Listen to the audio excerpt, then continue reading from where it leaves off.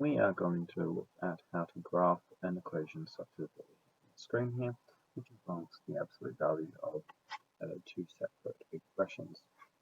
So how I would approach this question to begin with is look at what the absolute value equation for each of these two separate parts would look like separately, and then we can bring them together using a number line.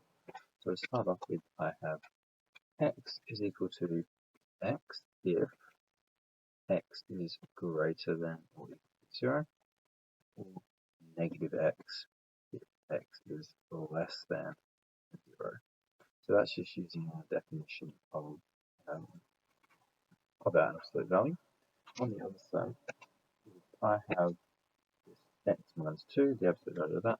What that one's going to look like is the modulus of x minus 2 is x minus 2 whenever x minus 2 is bigger than or equal to 0.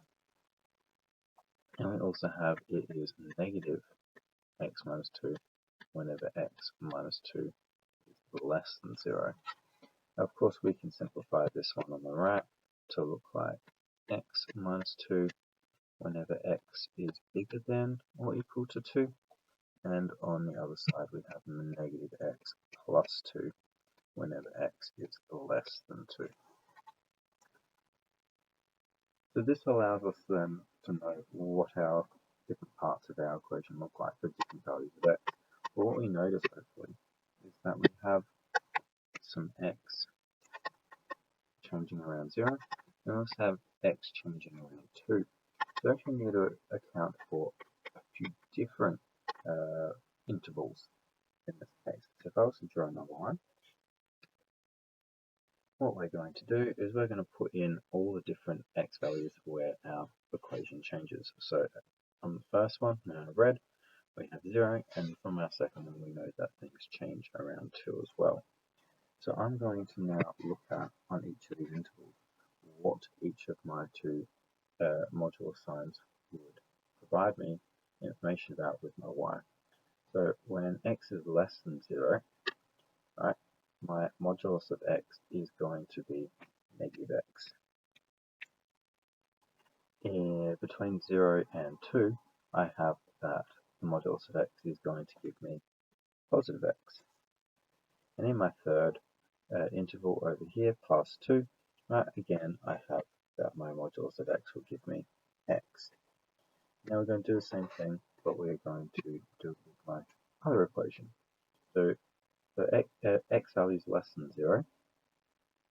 What is the modulus of x minus 2 going to be? Well, based on this, x less than 2, I'm going to have minus x plus 2.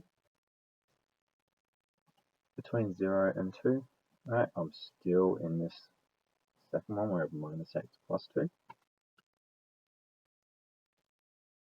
And then, as x is bigger than 2, I use my x minus 2 form of my modulus.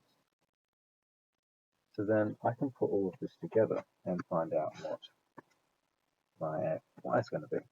So y is going to be equal to, so when I have that x is less than 0, according to this part of my timeline, or number line I should say, up here I'm going to have minus x, and because our original equation was the modulus of x plus the modulus of x minus 2, I can do minus x plus 2.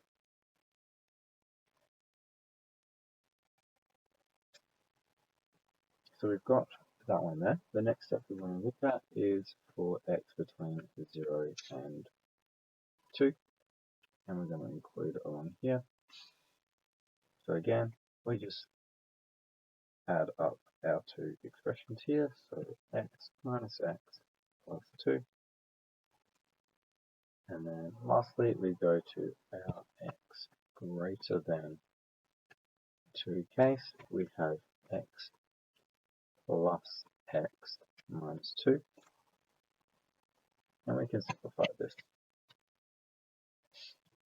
So in my top one, minus x plus 2 is going to be minus 2x plus 2 for x less than 0. over here, x minus x plus 2 is just going to be 2 for our x's between 0 and 2. And very last one, we have 2x minus 2 for x greater than 2.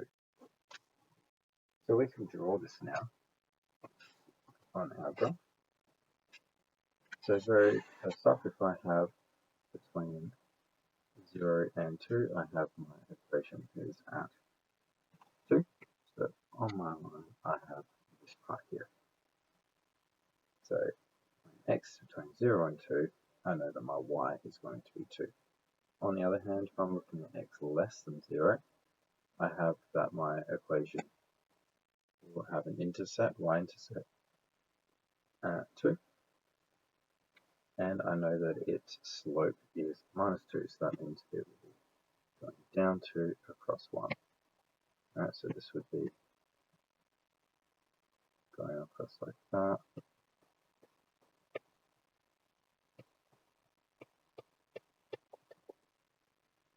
So I could draw this line in because this is what we are looking for.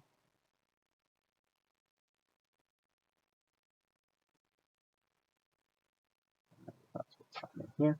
And then if I look at x greater than 2, alright, it's going to do much the same thing. I know that it's going to intersect down at negative 2, but that is not in our domain. We can still use that to help us graph.